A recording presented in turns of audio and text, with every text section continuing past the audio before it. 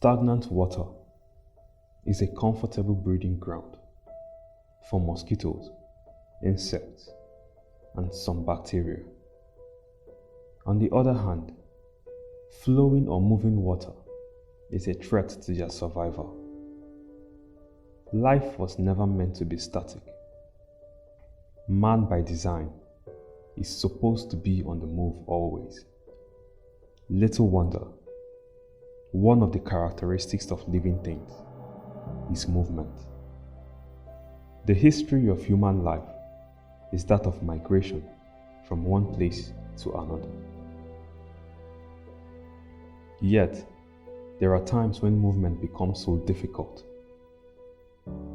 It is possible to adapt so quickly to our grief and pain that it becomes difficult to see life without the haze of these biting feelings. We remain stagnant in our thinking and hesitate to move on. We become too comfortable with the things we are used to, even if they make us miserable. The story of the Israelites in the Bible is a perfect example of this scenario.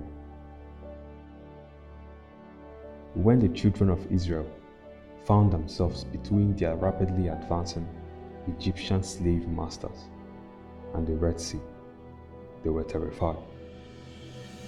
In their confusion and fear, they called out to God. His response had a bit of tough love in it. The Lord said to Moses, "Why do you cry out to me? Tell the Israelites to move on." Exodus 14 verse 15. Before he even gave Moses instructions to divide the Red Sea, God asked them to break the shackles of stagnation by moving on. Their deliverance started there, and your deliverance can begin from there too. To move on implies that you need to get out of your comfort zone. In the face of tragedy and mishaps, you can be content to play the role of the victim. We find ourselves fitting into the status quo very easily. We begin to blame our shortcomings for our inability to make any progress in life. Enough of the regrets, enough of the what ifs, and the had I knowns, and the if onlys. Enough of the crying and the wailing, and the standing and the refusal to move forward. The enemy knows your triggers and is trying to keep you paralyzed. Don't give him the satisfaction. Move on. Your miracle is in your movement. Moving on is a gradual process. It does not happen suddenly. We ought to maintain a patient and gentle approach to this effect. Learn to embrace the emotions. It is not a sin to feel disappointed. It is okay to cry. Cut yourself some slack. You are only human. It is perfectly alright to make bad decisions and trust the wrong people. There is no crime in experiencing conflicting thoughts. It is only Adamic nature to go back to that addiction you are struggling so hard to break free from. There is no need to bottle things up and pretend everything is okay.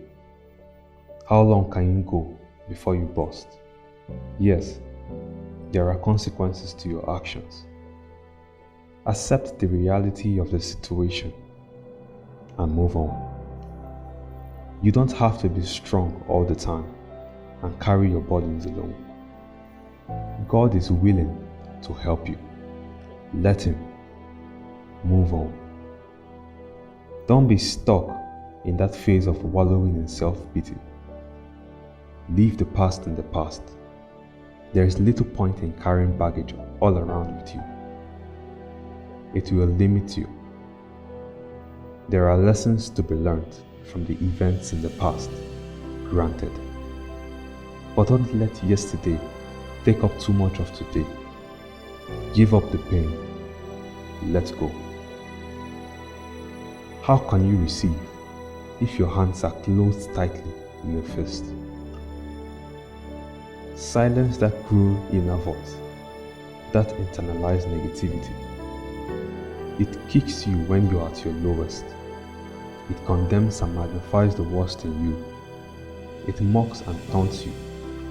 It ensures that you understand that there is no way out, no feeling better, no help for you. These are all lies from the pit of hell. As opposed to self-judgment, hold tight to positivity. Shut that inner critic up with your confidence in the assurances of God's love for you and His promises to bring you to a better place. Then move to that better place. Move on and watch what God will do with you and for you. Is anyone promising you that moving on is going to be easy? Not at all. But is it possible? Absolutely. Usually our healing and deliverance come from the most difficult decisions of our life. Many times the decision to move on is a very difficult one. This happens for a number of reasons. The past and all of the memories it holds can be a cage that can hinder us from making a move even when it is time to do so. Because moving on launches us into the future, it then means that one must accept the fact that the past has passed. No one gets to drive with their eyes on the rear mirror. When you do that, you are only preparing yourself for a crash. Even though moving on may come with some pain, do not be afraid to take that decision. That momentary weeping that accompanies your decision to move on cannot be compared with the glory that awaits you at the other side. For fear of what the future holds, moving on can be quite challenging. One of the greatest threats to our success and freedom in life is the fact that we can easily get too comfortable with where we are. One should not be blamed entirely for that. To get to where you are right now, you may have had to make so many sacrifices and pass through many obstacles. Yet, you must never allow that to make you become too clingy to the present. Change may be tough, but it is worth the effort.